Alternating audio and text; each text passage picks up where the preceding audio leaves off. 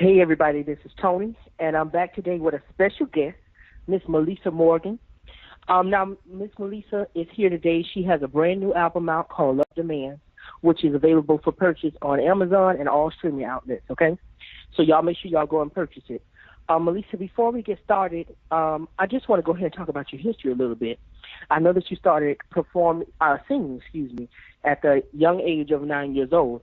You said you were singing for your family and for your mom and your family members at home, and then eventually you started singing in the choir. Who made you want to sing in the choir at church? Right across the street was a church, and they was having auditions for kids to come and be a part of the community choir. It was called the Starlets of Corona, and my mom just snatched me up and took me to the audition and said, take her. She literally take her. She'll be available every weekend. Then she won't be in my hair trying to sing. She can sing here. Exactly. Yeah, and that's literally how it started. She just went and said, "What's your name?" And the musical director's name was Conrad Washington. He says, "Here, this is Joyce. This is my daughter. I live right up the street. I trust you. We're neighbors. Take her." And she did. Oh wow! Isn't that something? So you began to hone your craft and learn how to sing within that choir. So how do you move from singing in the choir and then obviously growing up, of course, but how did you get your first industry break, I want to say? Well, I was singing in the choir, and this was a different type of choir, because some choirs are just choirs that are the church choirs, the Antioch choir, or right. First Baptist choir. This choir was the Starlets of Corona, which was a community choir. So we didn't just sing in one church. We traveled. We went to Washington. We went to Philadelphia. We went all over, from Bronx, Queens, Manhattan, Flushing, everywhere. We sang all over, basically the United States, if we could. So we wasn't just subject to just singing only for one church, which was great. And so with doing that, you meet people, and this one is like, I know you sing in the church choir or you go to school, but we're starting a band. Do you want to come and be the lead singer? And you go, oh, okay, I'll come and check it out. And so you would go and audition and sing with just teenagers that wanted to be musicians in Queens. And that's basically how I honed my skills. And I graduated early, and the band that I had joined, called Business Before Pleasure, we actually got gigs to go and tour in Canada. So I went to Canada for a year, right after I graduated, and just worked with them doing clubs.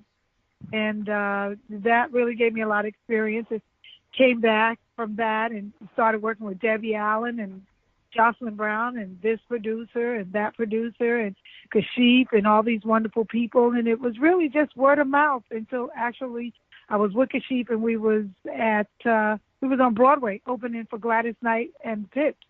She was here with the Pips. And Hush Productions, who had just had much success with Melba and Freddie Jackson, came up to me and said, "Don't you think it's time for you to do your own solo career? Stop singing background behind everybody." And I was like, I don't know. And she was like, go for it. And I literally went into the office that Monday, and they signed me right on the spot to Capitol Records. Wow. Now, isn't that, I don't think that was nobody but God. Yes, that was the plan. Yeah. Right. It had to be, just for you to get signed on the spot, because everybody doesn't get an opportunity like that, especially not every day. Yeah, but and I literally, like I said, left that meeting. Everybody said, "How did it go?" I said, "I'm going to be on Capitol Records." They signed me right away. They had me speak to the president and everything right at the meeting, and that was that. Yeah. Wow, that is amazing. That is truly amazing. And I just want to say that, like I said, it had to be God's plan for you at that moment and at that time, because it was divine for you. Yeah. It was definitely divine for you. But I noticed that even though you sung background, like you said, you sung background for Whitney, for Kashif, Melba, and Freddie, and of course your idol Shaka Khan. But when it came time for you to be a solo lead vocalist, because you had been a lead vocalist before, but it was in a band. When you came to be a solo lead vocalist, what was going through your mind at that time, like to be on your own? What was it like? It was scary, but I had learned, it's one of those things that I remember Shaka Khan, when I left her, she signed an album to me, and she said to Meli'sa Morgan, the best from one who knows. You know what I'm saying? And so it was like she was giving me like her stamp to like, now you've seen what I do. Now you go and spread your own wings now, because I couldn't have stayed there singing background with her forever. With the talent that I had, because then that would have suppressed it. You know what I mean? Absolutely. And she saw that. Yeah. So when she signed that, she was like to Meli'sa, thank you. The best. You're one of the best from one who knows.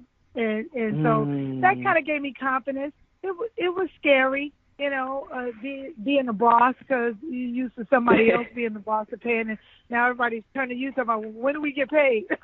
Right. That was sick. But it was the most fun creatively that I've ever had in my life, working with Lisette on that first album, because the beginning is always the scariest and the most fun, because you have nothing to lose, because you haven't started anything yet. Right. So the second album, then you're petrified, but the first one you're like, what do we have to lose? They don't even know who we are, so let's just create it and do anything. And that's what we can do, anything. We can sound like this, we can sound like that, because they don't know what you're going to sound like. But, after that first one became successful, then it was like, child, what are you going to do? Yeah. Absolutely. I believe, because I was watching a video from your appearance on American Bandstand in 1986. And you looked like you were so nervous. Like you were happy, but you looked like you were so nervous to know, you could tell it was a little shaky for you, but you still, delivered, obviously. But, yeah. And being with, talking to Dick Clark, I mean, somebody you've seen, since you was a baby, how frightening is that, Yeah. Absolutely. And so, excuse me. So, like I said, everybody knows once you with that first album, you shot straight up the charts with "Do Me Baby," which was a cover of Prince's song. And what was the reception like from Prince for covering his song? Oh, he was gracious, and he thanked me for delivering a great song. And I'm very, very happy that he was pleased with it.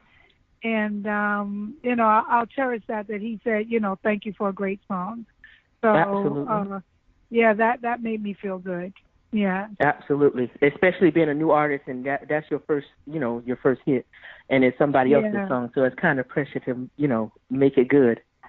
Yeah. I was really sad that I was never able to go in the studio and work with him, because I think that would have created like a whole different kind of magic. But, at that time he was extremely busy, and he wrote another song for me, but, I rejected it because, I was like, well, if he doesn't produce it, then this doesn't make any sense, Right. Then we're like, doing his songs, and the magic is doing it with him after you made it a hit, and we just couldn't work it out with our schedule. So he wound up giving it to Mavis Staples, but okay. I don't know if it was as big of a hit as maybe during that time. And I'm not, saying that I can make all Prince hits, big, but at that time, because we had that reputation going of the number one song with "Do Me Baby," if we would have came back with a Prince song with him producing it, I think it would have been huge. Right. It would have made it only would have made sense to do it that way. Yeah. Absolutely. And whose idea was it to have you record that song in the first place, though? The president of Capitol Records at the time, Don Grierson. Yeah. Okay. Yeah, he was responsible for Sheena Easton and Hart and all those people, at Capitol Records at that time having huge hits. He had that ear. He knew. Absolutely. You can tell because, like I said, your version of "Do Me Baby" basically overshadowed Prince's version. Everybody appreciate Prince's version because it's original, of course, but your version kind of made it something new. Yeah, and he had got permission to hold that song for 2 years, so he was waiting for the right person. Again, God's intervention. Yeah. Right, because it just happened to be you. Yeah. Wow. So, and then you had other hits like "Do You Still Love Me" and "Fool's Paradise." I think "Do You Still Love Me" is one of my favorites from you. And the reason because is when I listen to that song from you, it sounds like it's coming straight from the heart. So was that song about somebody specifically at the time? Do you know, I don't remember. I don't think so, because I don't think that I was in a relationship, and I think I was really, I was 19, something like that. I wasn't in any kind of relationship that was kind of love struck or anything like that at that time. But it could have been about other things in life, Right. It could have been about other things in life during that time, as opposed to romantic that touched my heart in that way. But when you hear it, everyone just thinks that it's about love. Yeah. Right. Because it sounds like it sounds as if you might have went through a breakup, let's say, although you might not have. But that's what it sounds like. The place it may be coming from, Yeah, I just think at that time, we knew how to capture that stuff in the studio. Right. If we wrote it, it might not have necessarily been about something that I was going through, but at that time, as a creative artist and a singer, we knew how to capture that stuff because of the experience that we had singing and performing. Absolutely. So again, because it was new, we could capture that because we was basically singing 2 shows a night at the Cellar and stuff like that, singing cover songs and other people's songs and trying to get people to stay and believe that stuff for 3-4 hours, and that's right. continued to work. So you have that passion in your heart no matter what you sang, and I think that's what came across on the record. And not only that, but you had already working with some of the greatest people that you could have possibly worked around, in my opinion. So, including Kashif and Melba, and doing background for Shaka and those kind of people. Some of that stuff has to rub off on you, I'm sure. Yes, it does. Feel it.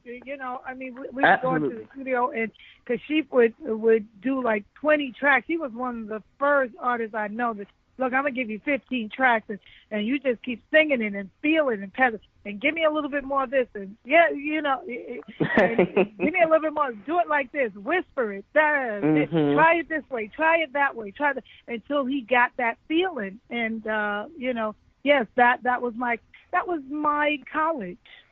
Yeah, that was my college for singing. Right. Some people go to college and they read books and that's their experience and that's their degree. My degree was actually in the studio working with people like Kashif, like you said, going on the road with Shaka Khan and working with Melba and people like that. That was my college. Yeah. And even before that, you went to Juilliard for music theory too. Yeah. So you also had that training. You didn't graduate from Juilliard though, right? No, I actually left Juilliard to go and tour with Shaka Khan. Okay. Yeah, it was like clear. Okay, stay, yeah, or this is like bye. Bye, I'm going with my idol. I think I'll learn a lot on the road rather than being here. And you can only learn so much in books. You know what I'm saying? After a while, you have to get the experience. And so I chose to go and get the experience on the road with the actual thing. You know, the book is not the actual thing. Going on the road and touching and feeling, and talking and listening, and you know that's the actual thing. A book can't teach you that. It can't. It can't. You're absolutely right about that. And I'm glad you said about about Kashif, the way he brings things out of you. I remember when he said on the Unsung for Evelyn Champagne King how he did the 20 tracks of him and 20 tracks of her for Love Come Down, for it to make that that big. Love come down, that part. He was a master at that. He looked for certain things, and you was in that studio until he found it. And some of the times he already knew he had it, but he just played with you a little bit. Like keep doing it. You'll learn while you're here. Exactly. Don't get impatient about it. Mm-hmm. Exactly. And then you guys had a hit together with Love Changes that you did a duet on. And that's one of my favorite songs as well. I mean, it's something about that song that has transcended time as well. That's a special song. Just the way you two sang to each other, not at each other on the song.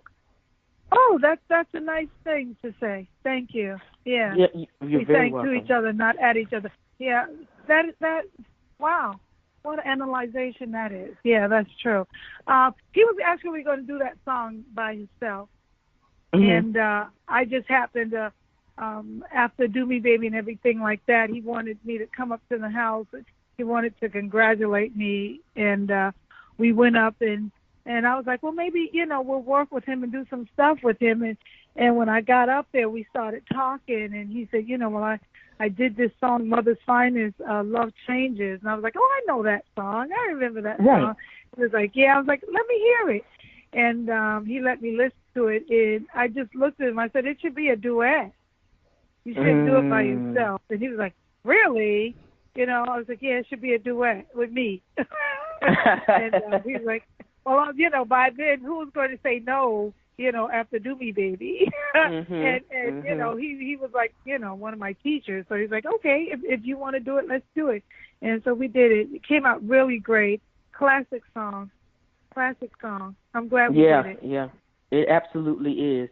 And even though you say Shaka's your idol, people can hear the similarities in you guys' voices, but your voice is something totally different than hers, and not to take away from her or take away from you, but you guys have your own style, so it goes. And so your voice, when you sing a song like Do You Still Love Me, I don't know if Shaka could sing that song the way that you sung it, or I don't know if you could sing her songs the way that she did them, but you both have your own styles, even though you sound similar sometimes. So that's a great thing. It's kind of, like the student takes what he needs and then he hones his own craft. Right. Yeah. Right. So, and I think you did a great job of that.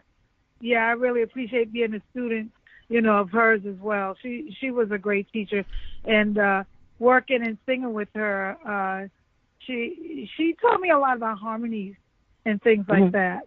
How to make things really work live and on record. I wish I would have. I've never really seen her in the studio, but she would always talk about it. Yeah. Right. So just all you can do is take all those great experiences and put them in a bowl and mix them up. You know what I'm saying? And hopefully you come out with what you're supposed to be. Yeah, absolutely. What would you say one of the biggest lessons you have learned from working with all of those people, and even throughout your entire career? What is something that you take with you that's the biggest lesson? Listening. Yeah. They all taught me how to listen. Because if you don't listen, you can't hear. And you can't learn. It's like when two people are talking. Two people can talk, but who's learning anything if everybody is talking? Because you can't hear. You can't hear the lesson. So listening to learn the lesson. Yeah. That's definitely true. Definitely true. Yeah. Now, Meli'sa, you went through, what was it, 3 albums on Capitol, right? Yeah. And then, you fell into kind of a dry spell because of the way music was changing at the time. And if I remember correctly, I remember you saying there was like hip hop coming in, and so your music wasn't being played like it was in the 80s. Yeah, we didn't know the transition was coming like that. We thought, I mean, you have to understand, we from Motown to where we was, R&B stayed strong for many years. We had no idea that a whole different type of music was going to come and take over. We used it talking. Mm-hmm. Talking is going to take over singing? Never.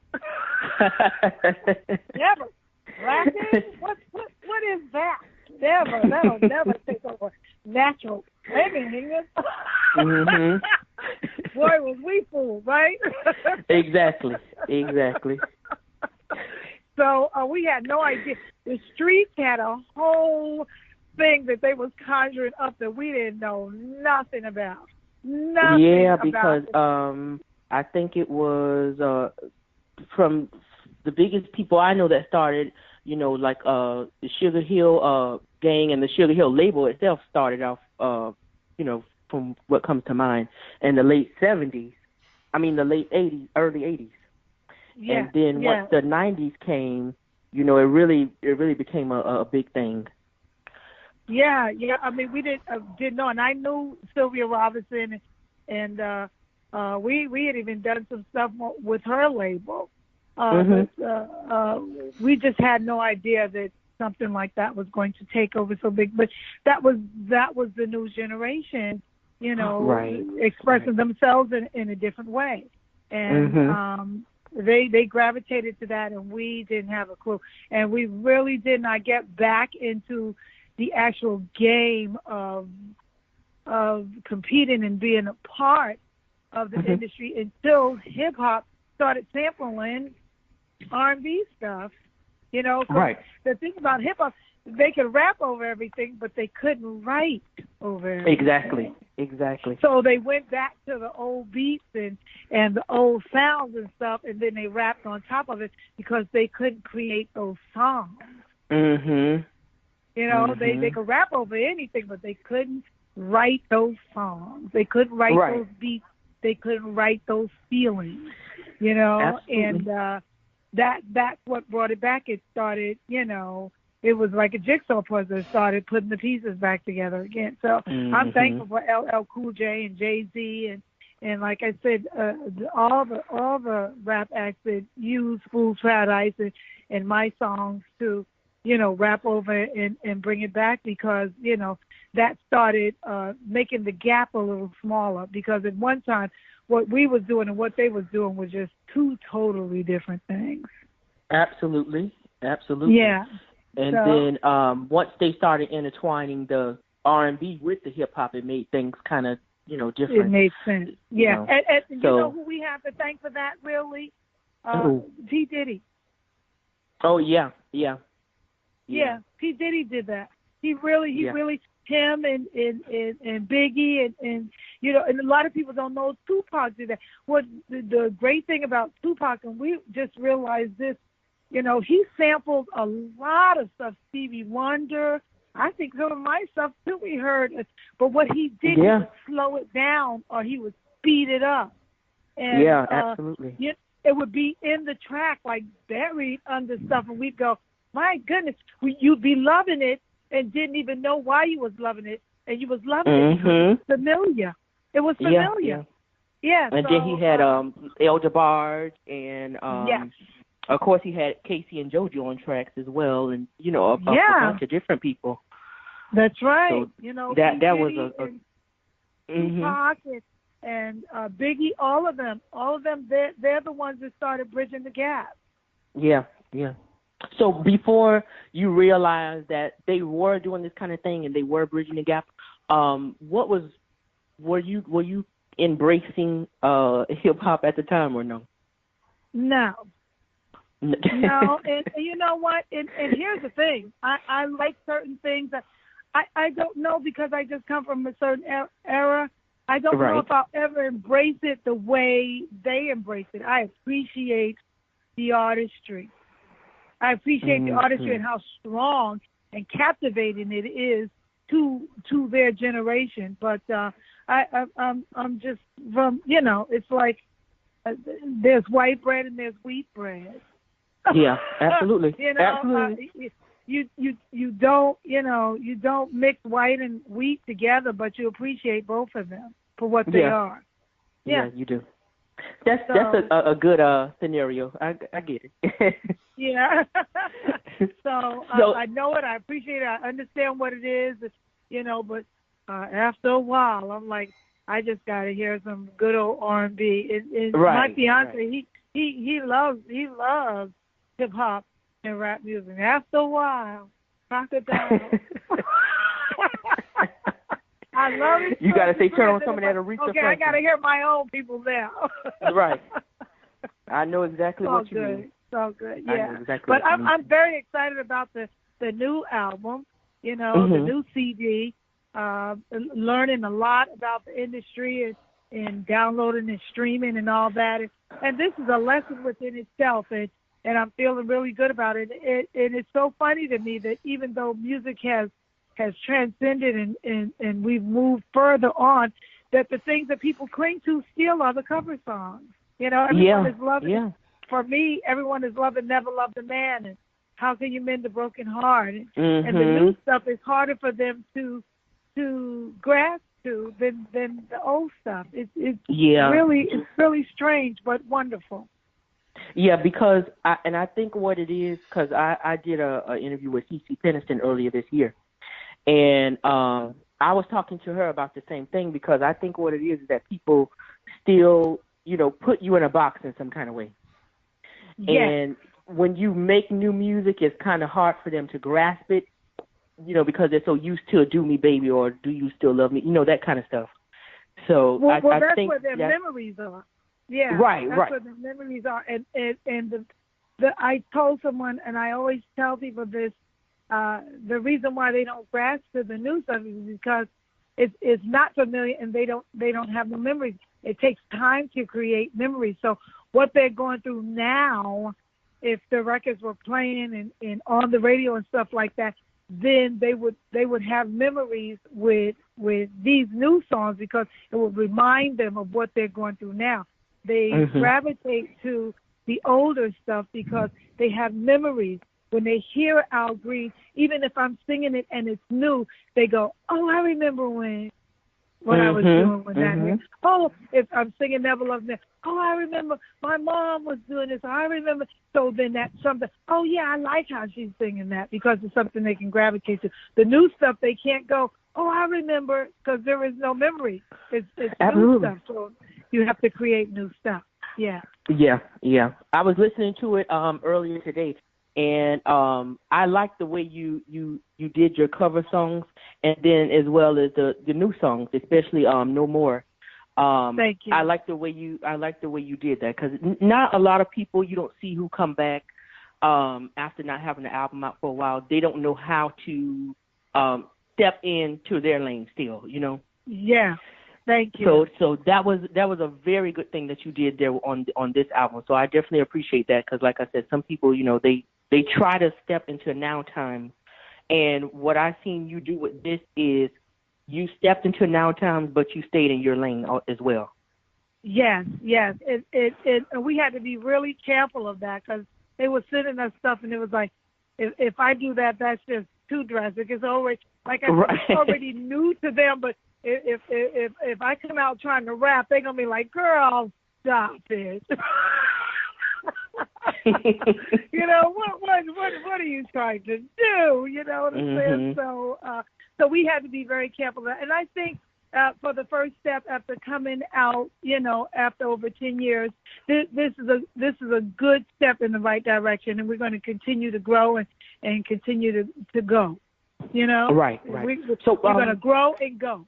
Yeah. Why did you wait till now to release the record?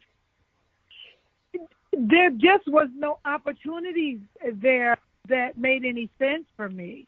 There was some record labels was offering it, and then when we got to the table and it was time to do it, the bottom would fall out, and so then it was like, okay, well, do something with Najee, and so then we did something with Najee, and then that got nominated for a Soul Train Music Award, and so then people took notice. Okay, well, she still got some. Okay, do another single, and so then we did So Good, and then that was an independent label, and they could only go so far, and so then that people took notice, and then until Cleopatra came and said, okay, well, we'll take a chance and we'll do a whole CD on you. So it's a matter of politics and getting the right deal, Right. And even at this point, it was like, okay, we're going to take this deal. Is it the $1 million deal that everybody thinks that they deserve? No, but it was the deal that I needed. You know what I'm saying? Right. and you have to take what you need and use your opportunities wisely. Right, because like I said, some people don't realize that you've still been around, for all these years because they don't see you on TV or they don't see you on top of the charts, that kind of thing. So yes. I'm glad that you do have this new record and you are doing a lot of promotion for it, so that people can see Meli'sa Morgan is still here and she hasn't went anywhere, Yeah, and it's wonderful. I'm doing a Sister Circle, the TV show, this week, and we've got radio, and I'm so happy digital radio has really, really embraced Never Loved a Man, and we're getting like over 600 plays a week, and with more stations being added, and it's just, again, I don't want to say that I'm starting over because I can't do that. Because I already have history, but it's baby steps back into the main arena. Yeah. It's definitely a good thing, and I think right now is the time for any artist, of your caliber to come out because things are much different, but it's kind of much easier because of the streaming services and the way music is released now. Yes, and people want to hear stuff from the heart. Yeah. Yeah, they do. People want to hear stuff from the heart. There is a big audience out there that I love hip hop. I love Drake. I love the stuff that they're doing. But there's a whole nother audience out there that wants to hear something totally different. That's right. And that's what we're offering. And you see the Peabo Brysons and the Jeffrey Osborne and the Freddie Jacksons and the Lettuceys and, the Jill Scotts. And we're trying to offer, and me, I'm going to put myself in that category. Right. We're trying to offer them that. Yeah, we're trying to offer them something different. Yeah. Yeah, definitely. Who are some of the artists, R&B artists, that you are listening to from today? Lettucey, love what she's doing. Her, I always say her. I like her. I like that girl. She really is doing really stuff. Little Caesar, Ro James. Okay. Yeah. Let's see who else. There are a few others, but those are at the top of my head. Those are the ones that I like. Drake, I do like Drake. Yeah, we all like Drake, right? Yeah, Drake we is, all just like Drake on top of like everything. Drake, Right. Drake is just killing the game right now. Yeah. So, is there any new artists that you would like to work with that you can think of off the top of your head from today? I would say as a producer, I wouldn't have any problem working with Drake or, Ro James. People, I think Ro James gets the musical part. So I really appreciate musically what he does. I would love to work with, Lettucey and Jill Scott. I would love if, do you remember Waiting to Exhale when Whitney just pulled everybody together, all the female singers? And everybody, you know what I'm saying? Brandy was on there. She did something with CeCe Winans. I would love to do something like that with some of the artists of today. But we'll see, because it's all politicking and who you know and what the industry is going to allow you to do. Exactly. I know that too well. But those are all great people, though. I like to pick artists' brains, especially of your caliber, because sometimes the artists say no, I'm good on that, So I'm glad to see you listen. You have to appreciate what's out there in order to grow. How can you grow if you don't like anything but yourself? Right. Exactly. That's kind of selfish. That's kind of musically selfish, isn't it? Yeah, it is. It is. But different, like I say, different strokes for different folks. Different folks. Yes. Yeah. So that's a cool thing. But Meli'sa, like I said, I'm glad that you're back with this new album. Thank you. And I'm glad that you're here and you're still, well enough to do what you want to do and do it well, because your voice has not went anywhere. You're not on drugs or none of that kind of stuff, and you're still healthy. You're still able to do what you want to do. So I'm definitely grateful for that. Yeah, we live a good live a good life, and I'm thankful for that. We travel from, I live in two places, New York, which is hustle and bustle and high end, and then we come to South Carolina, which is relaxing and country and just be yourself, and then we have Aruba that's the beautiful water, Caribbean Sea, and all of that. So we're even thinking about Miami right now, moving to Miami or getting something in Miami. So we're living a good life and enjoying ourselves. Yes, I'm engaged to a really nice guy, Sebastian Thomas, and all right. We just have fun living, and everything isn't easy, but when you work together and you try to resolve things, don't go to bed mad. It's all good. Absolutely. And it matters that you work through the things that you have problems with instead of saying, hey, I choose to walk away. So that's always a good thing. Yeah, and like if you guys are coming to work Miami, with and not at. Yeah. Mm-hmm. Exactly. And I was about to say, if you guys are coming to Miami, you come on down because we're waiting on you.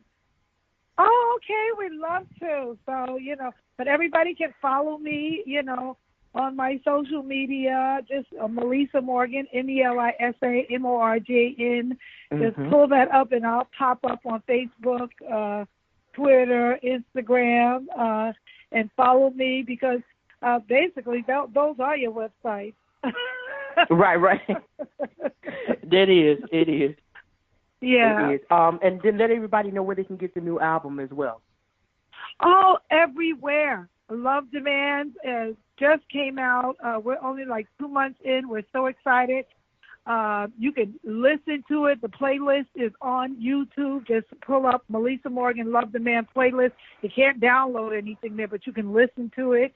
On iTunes, Amazon.com, Google Play, Target.com, BarnesandNobles.com, Spotify, everywhere. Anywhere that you can think of that you can download and get music, I'm there. It's Meli'sa Morgan, Love Demands, and just hit me on Facebook and let me know what you think. And I'm asking everyone that purchases the CD, because some people are ordering it in, via mail and it's coming to them. Okay. To just take a picture and send it to me on my social media, on my Facebook Messenger or anything like that, and I'm going to post it up. I've been thanking everyone. The support is real, so thank you so much. All right. So like I said, I definitely listened to it on Apple Music earlier, but I'll go ahead and purchase it as well, because I have to. You guys is your just due. And that's what anybody I interviewed, like even when Melba came a few years ago and I did an interview with her, I bought her album and Nesby, anybody. Thank you. Yes, I would definitely be supporting, and I would definitely be promoting and posting it on my Facebook and Instagram and all that stuff as well, too.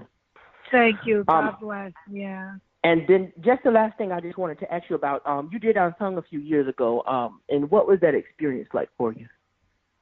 Which song? Unsung. Oh, Unsung. Oh, okay. Yeah. Oh, Unsung, the television show. Yes.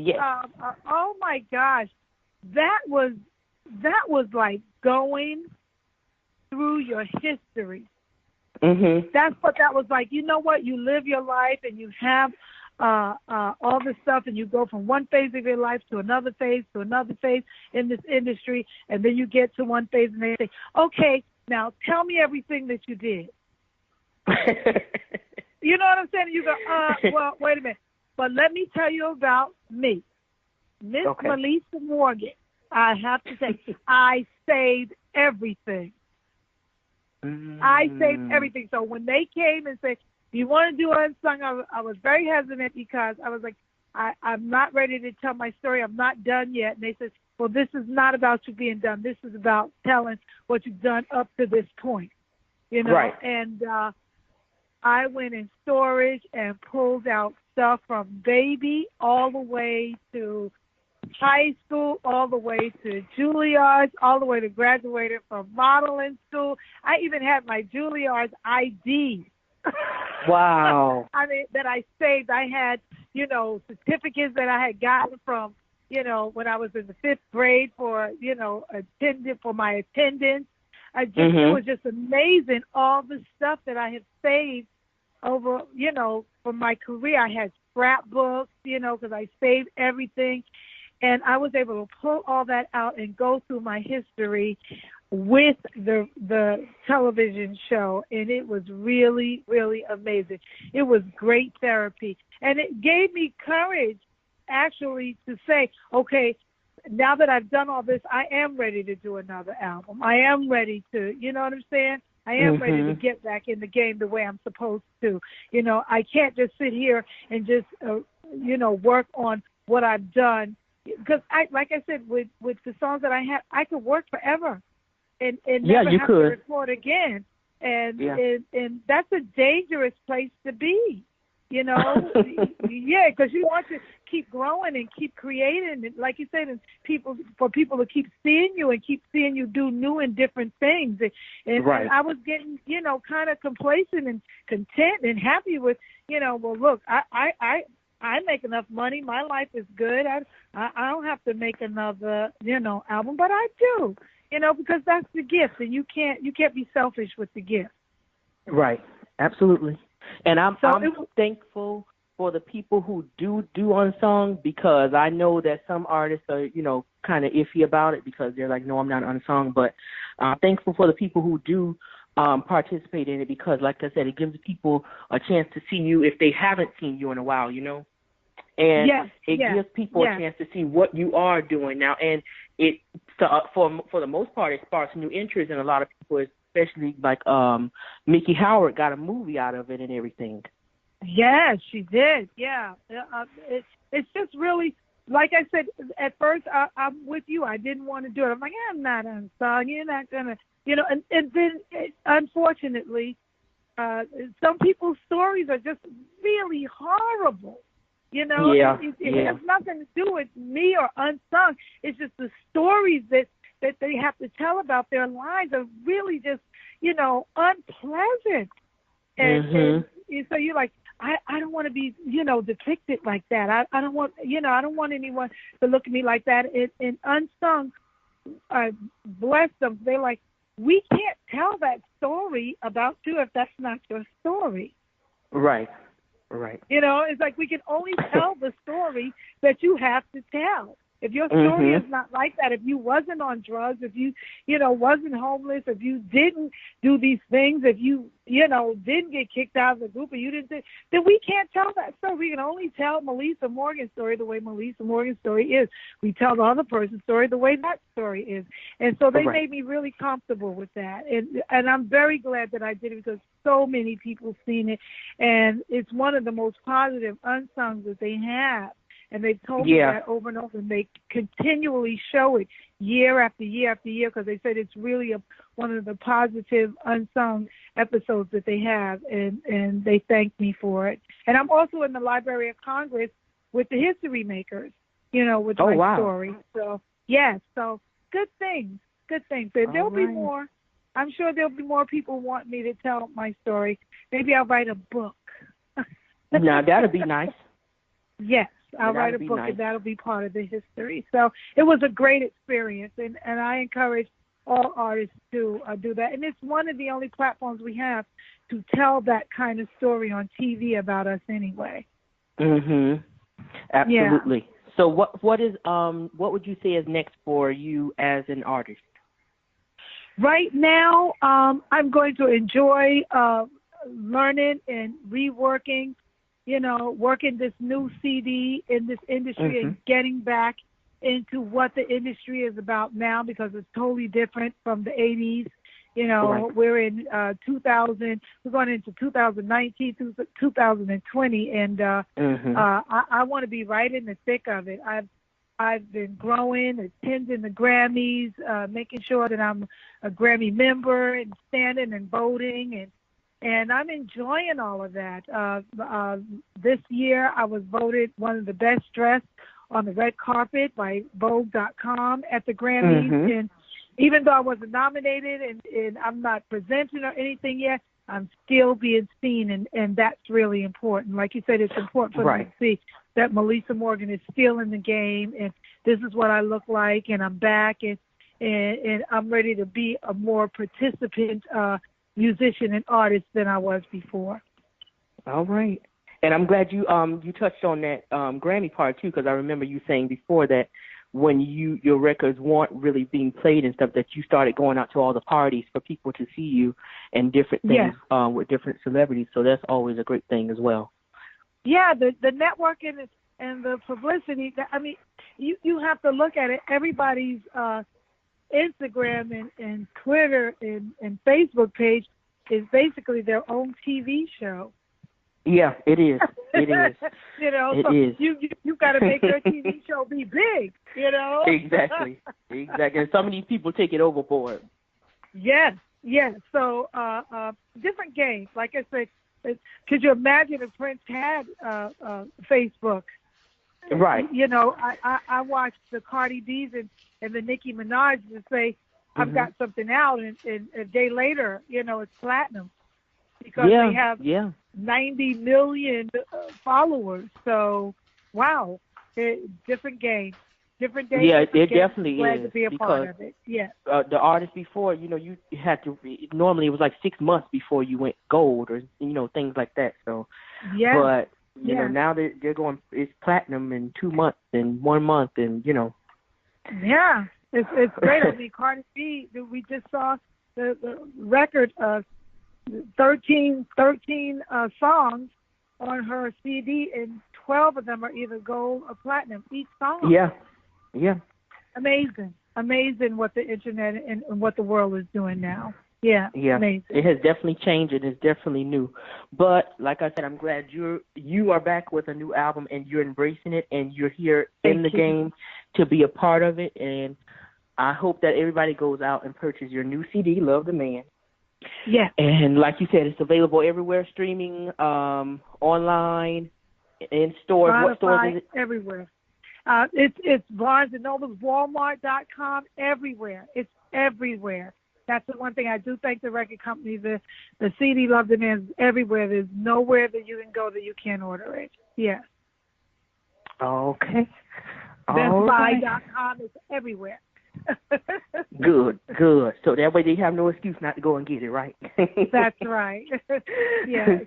Well, Miss Meli'sa, I want to thank you so very much for taking your time out and doing this with me to not only promote your CD, but to give yourself, because this is not an interview for me. It's a conversation. And I want to thank you so very much for doing this today, okay? All right. Thank you so much, Tony. And God bless and good luck to you. Thank you so much, and same to you, and you have a wonderful night, okay? All right. You too. Bye-bye. Bye.